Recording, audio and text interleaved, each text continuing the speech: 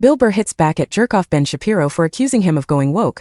Bill Burr dismissed Ben Shapiro as a jerkoff after the comedian was told the right-wing podcaster had accused him of becoming woke.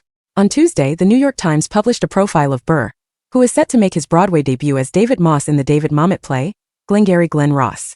The piece noted that Burr was criticized in some circles for saying billionaires should be put down. The amount of people struggling out there because of these fucking billionaires, and they got us all arguing liberal and conservative.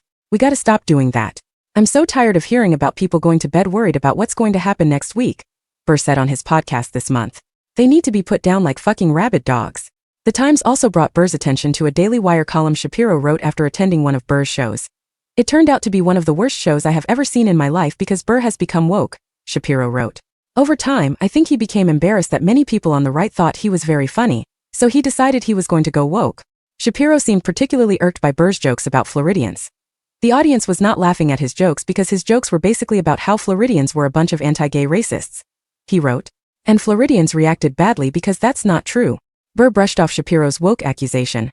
All he knew is if he put woke on what I said, he would make more money, Burr said when told about the column. I don't know who he is, but that guy is a jerkoff.